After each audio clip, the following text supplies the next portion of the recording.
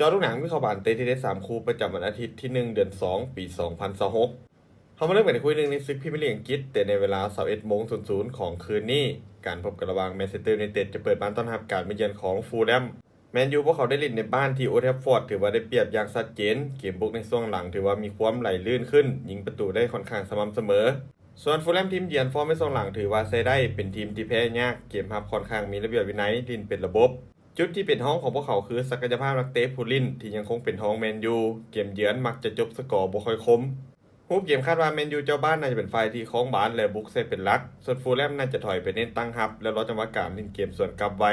เกมอาจจะอึดอัดในช่วงแรกแต่ถ้าแมนยูสามารถยิงประตูแรกได้ไว้เกมจะเปิดทันที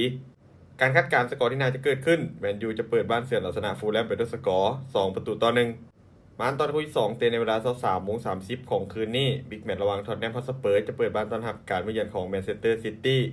สเปอร์พวกเขาเล่นในบ้านมักจะสู้กับทีมใหญ่ได้ดีเป็นพิเศษเกมบุกมีความไวและดุดันฟอร์มไม่ช่วงหลังยังมีแกงเล็กน้อยชนะแพ้สลับกันจุดอ่อนของพวกเขาคือแนวรับที่เวลาดันสูงหลายถ้าถึกตัดบานกลางสนามอาจมีเสียวและเห็นให้เสียประตูได้ส่วนซิตี้ทีมเยือนพวกเขามีคุณภาพทีมที่เหนือกว่าอย่างชัดเจนไม่ว่าจะเป็นตัวจริงและตัวสำรองโดยเฉพาะเกมบุกที่ยิงประตูได้ค่อนข้างสม่ำเสมอพวกเขาเป็นทีมที่เน้นการคล้องบาลให้เหนียวแน่นและคุมจังหวะเกมค่อนข้างเก่งการมาเยือนสเปอร์บ่เป็นงานที่ง่ายของพวกเขาถ้าถึกลิ้นเกมสวนกลับไปไว้ด้วยหลังที่ดันสูงมีโอกาสที่จะเสียประตูได้เช่นกันคุมเกมคาดว่าซิตี้จะเป็นฝ่ายที่คล้องบาลและบุกใส่เป็นหลักส่วนสเปอร์น่าจะลดจังหวะการเล่นเกมสวนกลับไว้ลิ้นเอาความไวเข้าสู้เกมมีโอกาสที่จะเปิดค่อนข้างสูงและยิงประตูจากทั้ง2ฝ่ายการคาดการณ์สกอร์ที่น่าจะเกิดขึ้นแมนเชสเตอร์ซิตี้จะบุกเหมาชนะท็อตแนมฮอตสเปอร์ไปด้วยสกอร์3-1มันตอนคู่ที่3ยังอยู่ที่ศึกพรีเมียร์ลีกอังกฤษแต่ในเวลา21:00ของคืนนี้การพบกันระหว่างแอสตันวิลล่าจะเปิดบ้านต้อนรับการมาเยือนของเบนฟอร์ดแอสตันวิลล่าเจ้าบ้านฟอร์มในช่วงหลังถือว่าดูดีหลายโดยสามารถเก็บชัยชนะได้4จาก5นัดหลังสุดมีความมั่นใจมาเต็มที่ส่วนเบนฟอร์ดฟอร์มยังพอใช้ได้แต่ยังคงมีแกงเล็กน้อยเกมเยือนมักจะมีปัญหาเกมรับเสียประตูง่ายจุดเด่นของทีมคือการลิ่นลูกเซตพีซและลูกกลางอากาศ